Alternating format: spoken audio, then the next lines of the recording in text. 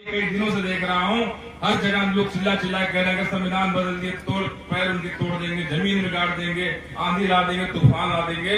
अरे मेरे बेवकूफ समाज के लोगों, मेरे भोला राम, वो संविधान की जो पहली प्रस्तावना है और जो पहली उद्देशिका है, जिसमें लिखा हुआ है कि जो भी यहाँ पे सरकार इस देश में, इस प्रदेश में बनेंगी, जो भी यहाँ के सरकारें जनता की वोटों से बनेंगी, वो इस भावना से काम करेंगी कि वो लोग प्रभुत्व संपन्न होंगी, वो लोग धर्म निरपेक्ष होंगी, वो लोग पंथ निरपेक्ष होंगी, वो लोग समाजवादी सोच की होंगी, वो लोग लोकतंत्रात्मक गणराज्य की भावना से यहाँ के नागरिकों के लिए काम करेंगे और यहाँ के नागरिकों के लिए वो उनको छूट देंगी कि वो अपने विचार, अभिव्यक्ति, धर्म और उपासना की स्वतंत्र रूप से यहाँ पे जी पाए, रह पाए।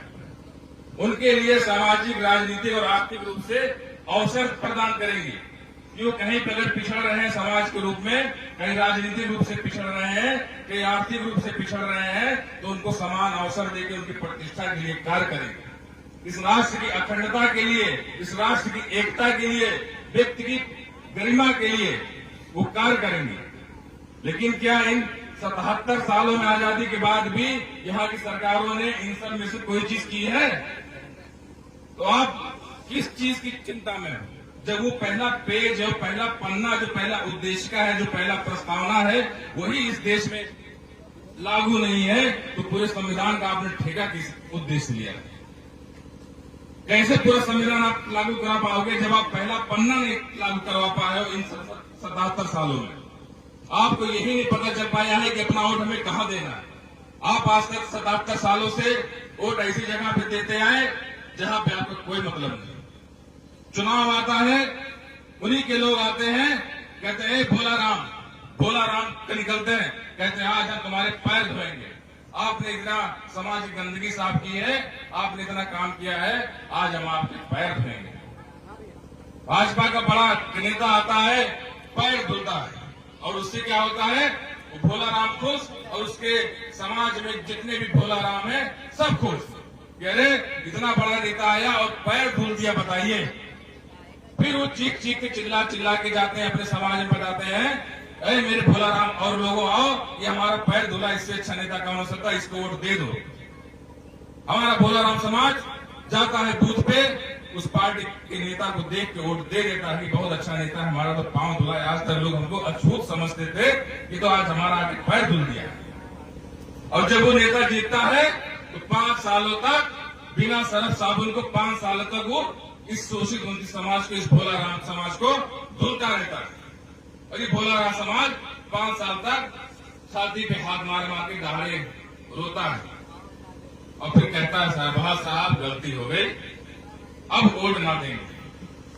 फिर 5 साल होता है, फिर कहते हैं तब की तो पैर धुले थे, अब की बार ऐसा कौन सा परपंच हम करते कि भोला राम समाज खुश हो जाए।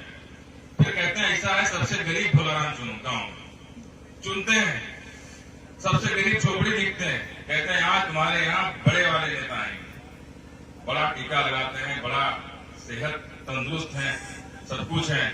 तो 2 थालियां लगती हैं, घर के बाहर 2 थालियां लगती हैं, दोनों थालियों में खाना परोसा जाता है, कैमरामैन फिट होता है, कैमरामैन फोटो खींचता है, वीडियो बनाता है, पूरे देश में वायरल होता है। और फिर वही नेता जो है जाता है चीख चीख के कहता है, अरे हम तो दलित हितैषी हैं, हम तो पिछड़े हितैषी हैं, हम तो अपने साथ में खाना बैठा खिलाते हैं, आप लोग फालतू चिल्लाते हैं कि हम लोग आपको हजारों सालों से गुलाम बनाए।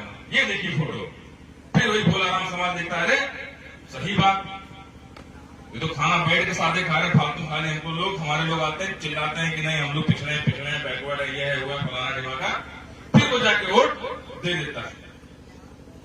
फिर 5 सालों तक वो उसी थाली में छेद करता रहता है, कभी आपकी दाल गायब होती है, तो कभी आपका चावल भात गायब होता है, कभी आपका सब्जी गायब होता है, और कभी आपको नमक के लिए तरसना पड़ता है, कभी आपको प्याज के लिए तरसना पड़ता है, कभी टमाटर के लिए तरसना पड़ता है। लेकिन तब भी आप लोग 5-4 सालों तक तो रोते हैं, फिर 5वें साल कुछ ना कुछ बुला के 2000 रुपया 1000 रुपया एक खाते में डाल देता है, आपको लगता है कि मेरे सब दुख दर्द कट गए। अरे 1000 रुपया ना तो पढ़ाई हो सकती है, ना लिखाई हो सकती है, ना तो पेट पल सकता है, तो आप उससे कैसे खुश हो सकते हैं? आपके इस धन धरती राजपाट में, इस भारत के आप जो 90% आपका ये समाज है, दलित पिछड़े मुसलमान आदिवासी भाई हैं, आपका इसमें अधिकार है। और आप जो है उस 10 रुपये में खुश हो जाते हैं, सोचते हैं कोई बात नहीं, 90 रुपया वो रखे, 10 रुपया तो मिला। अपनी आपकी सोच बढ़ानी, आपको ये समझने की आवश्यकता है कि बाबा साहब और माननीय काशीराम साहब ने अपना खून पसीना क्यों जलाया था इस समाज के लिए। आपको ये समझने की आवश्यकता है कि ये प्रोग्राम, ये मीटिंग किस लिए की जाती है। आपको ये समझने की आवश्यकता है कि राजनीतिक रूप से और सामाजिक रूप से सशक्त होने के लिए क्या विद्याएं होती हैं। बहुत बड़ी बड़ी बातें, बहुत उस चीजें करने से कुछ नहीं हो सकता। अगर हमें कुछ करना है, अगर भाई चंद्रशेखर आजाद जी को मजबूत करना है, अगर उन पे चले गोली का जवाब देना है, तो इस लोकतंत्र में आपको वोट से जवाब देना होगा। और उस वोट से जवाब देने के लिए आपको आजाद समाज पार्टी काशीराम को इस जनपद सुल्तानपुर में मजबूत बनाना होगा। आपको बूथ तक पहुंचना होगा। यहाँ पे जितने भी हमारे पदाधिकारीगण हैं, जितने भी सदस्य हैं, जो भी हमारे माताएं बहनें सुनने के लिए यहाँ पे आए हैं, उन लोगों को भी इस संगठन को, इस पार्टी को मजबूत करने के लिए अपनी कमर कसनी होगी, अपना बड़प्पन दिखाना होगा, अपना बड़ा दिल करना होगा। तब जाके ये समाज जब एकत्रित होगा, तो फिर ये समाज कल को वही वोट के रूप में जो अपने नेता को उस कुर्सी पे बैठाएगा, तब वहां से न्याय होगा, तब वो असली न्याय होगा। और तभी जब जाके हमारा नेता संसद और विधानसभा में कहेगा जय भीम, तब आप लोग का सीना यहाँ पे चौड़ा होगा कि वहां पे कोई हमारा जो है लाल है, उस जो है उसमें कोई हमारा बाबा साहब का बच्चा है, कोई काशीराम साहब का बच्चा है, जो वहां से आके जय भीम दहाड़ रहा है।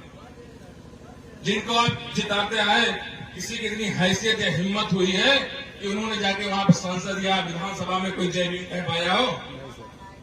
क्यों नहीं कह पाए? तो कभी आपने तो सवाल किया कि भैया तुमको 5 साल जिताए थे, तो हमारे लोगों को हत्याएं, लूट और बलात्कार और शोषण होता रहा, तुम चुप रहे, लेकिन तुम कभी आके कम से कम जय भीम ही कह देते, तब भी हमारा जो है दिल खुश होता।